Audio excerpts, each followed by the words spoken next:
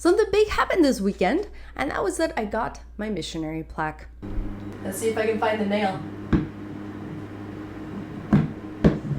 There it is. And I have displayed it loud and proud behind my plant. My parents have had it for the last 15 years, I don't know, however long since I've had the missionary plaque, because as soon as I got back from my mission, I didn't want it. I didn't want to have it. I didn't want to see it. I didn't want to be reminded of my mission. I had a lot of mission PTSD, which I couldn't label until after my faith deconstruction, because I never had a therapist while I was in the church. I only got a therapist after I left the church. And when I finally went through the diagnosis process, she was like, yeah, you definitely have civilian CPTSD. Anyway, because of all that, I never wanted to have my mission plaque. And so my parents kept it. They displayed it for a while I was active. And then I guess that they stopped displaying it because they were reminded that I wasn't active anymore, and they had it in a box. And I finally got to the point where I was like, you know what? I invested a lot of time in that horrible, traumatic experience, but it was still mine. It's still my experience. And so can I have my mission plaque, please? And my mom wonderfully sent it. So hopefully my mom never watches these videos, but if she does, thank you, Mom.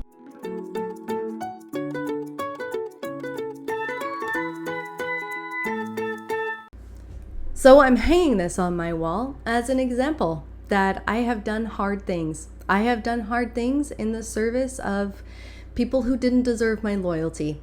I have done hard things, and I have succeeded at very difficult things, like speaking Russian very fluently to the point that I was mistaken for a native speaker.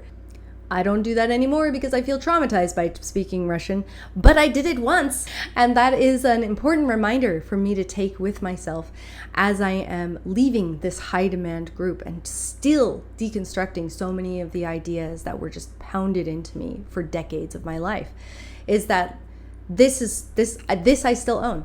I still own my experiences on all these things. And you could say that about all of these certificates on my wall. Like, most of them are from, let me show you. Most of them are from BYU, and by far most of them were things that I got while I was a believing member of the church. Yet while I was a believing member, I never displayed any of them. I was not proud of any of them. Part of that was like a kind of a false idea of what humility should mean, and also about what my role was in the world as a woman in the church, because I was like, who cares if I've done all of these things? Like, nobody's looking to me as an authority. Nobody cares that I've done these things. And it wasn't until now, all of these years after leaving the church, that I was finally like, you know what? I worked really hard for those.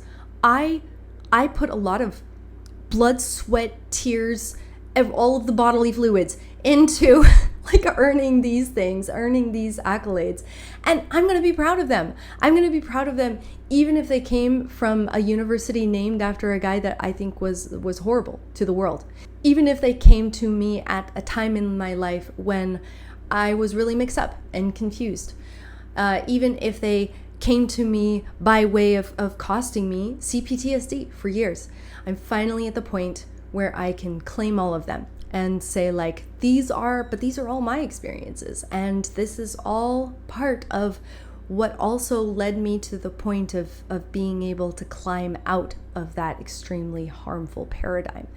That all of the work I did in academics, on my mission, like living the gospel to 110% as thoroughly as I could, allowed me to acknowledge the spiritual promptings that I was getting at the beginning of my faith crisis and validate them. Because I had practiced and I had learned the scriptures and I knew what the doctrine said and I knew how to follow spiritual promptings. And so when the promptings came and said, you need to take a closer look at what's underneath this, I trusted that. And that is what led me to leaving the church. It was a very spiritual deconstruction, and that was super confusing at the time. But I can so respect that about my past self, about the way that I was approaching the world, that I was just doing it really honestly.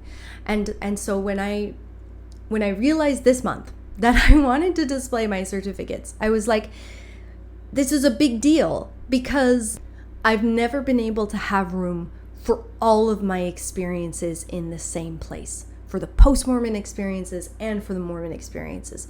For most of those deconstruction years, I was feeling so hurt and hot and bothered by everything that the church had done wrong, done to me, done to others, that I wished I could just expunge it from my life, just like get it completely out of my life. But now I'm at a point where I'm like, I don't need to get rid of it. It just is part of my life, and it will always have been part of my life. I will always have spent the first 33 years of my life as 110% Mormon. I will always have been like one of the few people who did not leave the church and say like, oh, I never really believed. I absolutely did. And I showed it with all of my actions. I was very authentic in how I lived in the church, and I am authentic now as I'm leaving it, and I can be proud of that. So what does this have to do with you on your journey, whether you're post-Mormon, post-Muslim, post-JW, whatever it is? I thought this would be a good opportunity to set an intention for this channel, because this is not about disproving the church for me anymore. That is so abundantly obvious that I don't feel like I need to spend time proving and disproving things that like literally hundreds of people have already disproven. And if it's bothering you, if you want to know the facts, if you want to know the dates, all of that is available for you in meticulous, methodical, thoughtful, very cushioned detail from many sources.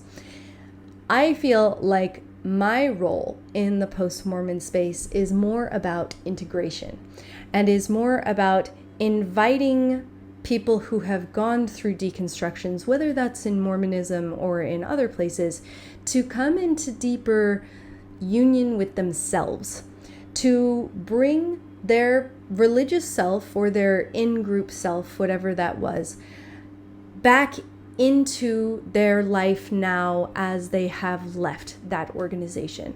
Because of course the breakage when you're just leaving a high demand group is really painful, but there's like a whole life to be lived afterwards. And even though your persona from the cult is not what you're going to live by for the rest of your life, your involvement with that organization will always have been part of your life.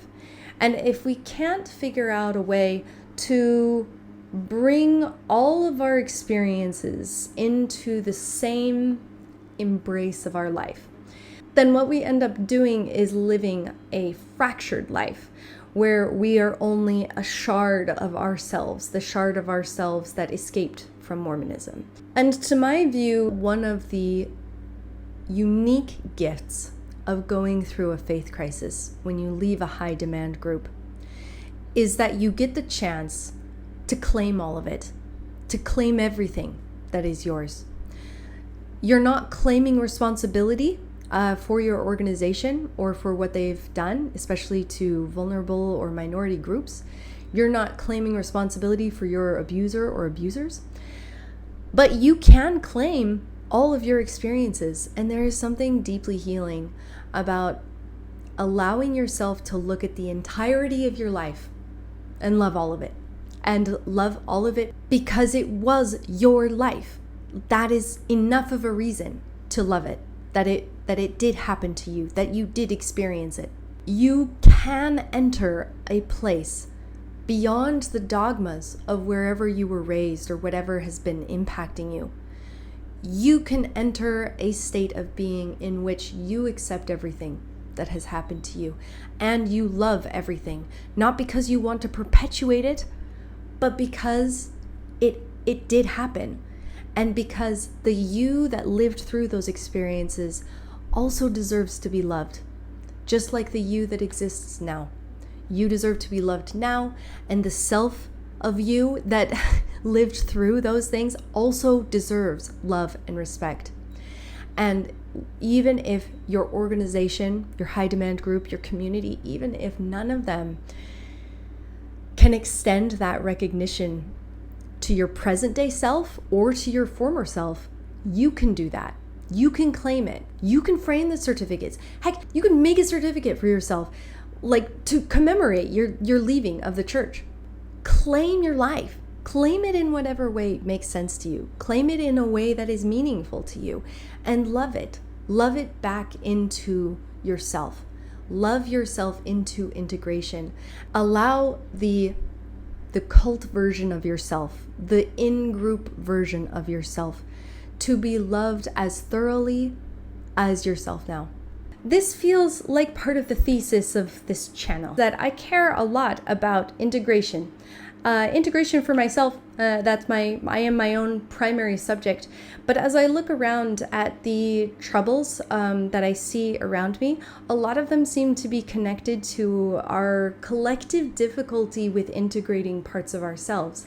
And since I have the unique blessing of having gone through a faith crisis, being okay with talking about it, being on the same page as my spouse who supports me in publicly speaking about faith crisis, all of those are really unique gifts that I enjoy about my faith crisis.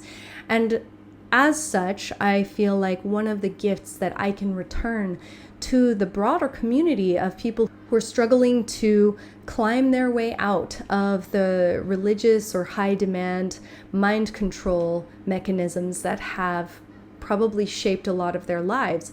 One of the gifts that I can bring to this broader community is the awareness of how difficult, how challenging, and also how liberating integration can be in an experience like this.